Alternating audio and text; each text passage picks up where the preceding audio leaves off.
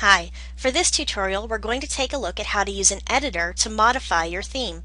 Now a lot of themes are going to have choices over here in the dashboard that you can go in and change all kinds of things like the headers, the backgrounds, things like that. But some people want to get a little more in depth with it and go into the editor to change it. Right now I'm using the Infinity theme for my sample website, and I'm going to go into editor just to show you what the differences are. As I've said before, you should only get into the editor if you know how to write HTML and you're very comfortable with it. If you go in here and you don't really know what you're doing, even a misplaced comma can completely crash your site. But if you've come this far, then you must be pretty sure that you know how to write your HTML, so it'll come out the way you want it. Now I always recommend that you back up these files before you go in and you start changing things, because that way if you do make a mistake you can just go ahead and upload your last version of all of your files and it'll undo whatever it is that you've done. So after you go in and back them up, we're going to take a look at our edit themes. First, you can see over here that we need to select the theme to edit. I'm right now using the Infinity theme, so I'm going to go ahead and stay on that one, and underneath it you have our templates. The 404 template, of course, is the page that comes up when a viewer is trying to look for a page that doesn't exist, or if there's, say, a problem with the server. And all of these templates have information on how these will be handled in your site, including comments, content attachment, theme functions, headers, and so on.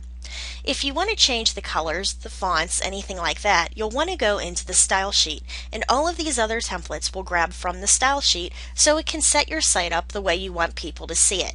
So I'm going to go ahead and click on style sheet and we're going to take a look at what we can find. Now first, if I go into my page, I'm going to scroll down and you can see that my links are in this pink color that darkens to a dark red if I hover over them. I'm going to right click and I'm going to go to View Page Source, and I'm going to look for those links in my HTML. They're at the bottom of the page, so they're going to be right down here. And as you can see, they're actually referenced after this A ref. The A is called a tag, and that means that this is going to be a link. So let's say we want to change our links to a different color.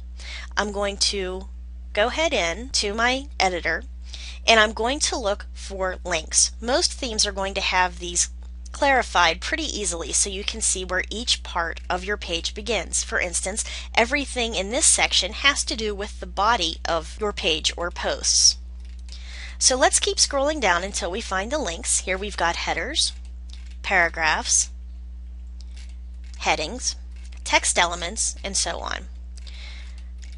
So once I get down to the links, you'll see that right now we've got a color marked as CC0066, and that's a hex color. It's a web-based color in HTML that will tell your computer which color to show this part of the page.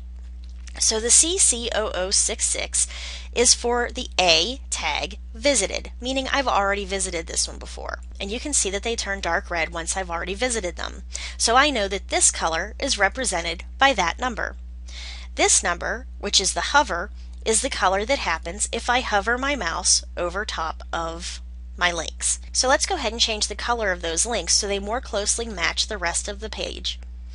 I'm going to go into Google and I'm going to look up Hex Colors HTML, click search, and I'm going to find a page that shows me which colors are associated with which numbers.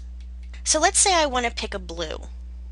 I'm going to go ahead in, pick a color, and this is going to be the color that I'm going to use when someone is hovering over my link. So I'm going to click across that number, hit copy, go back into my WordPress editor, and with my hover I'm going to go in and paste that number and the hash mark over that existing color. And I'm going to go down and click Update File. I'm going to go back into my page and I'm going to refresh it so it will put into effect those changes that I just made. And now you can see when I hover that it turns dark blue.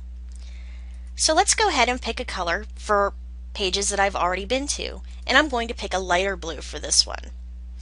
I'm going to again copy that color and I'm going to come in and paste it over the existing color, scroll down and update it, and again refresh. And now you can see all of my links that I've gone to have turned pale blue, and they still turn darker blue if I've already gone to them. Now this is going to work for each of the links on this page. So that's an example of how you can get into the editor part of your WordPress page and you can make it really personalized even beyond what the theme allows you to do over in the dashboard. So if you're curious about how to make something happen, you're not quite sure how to find it, it's always useful to just type what you're trying to do into Google, and chances are someone else has tried to do it too and they can lead you in the right direction. So I hope you enjoyed this tutorial and I hope I'll catch you at the next one. Thanks for listening.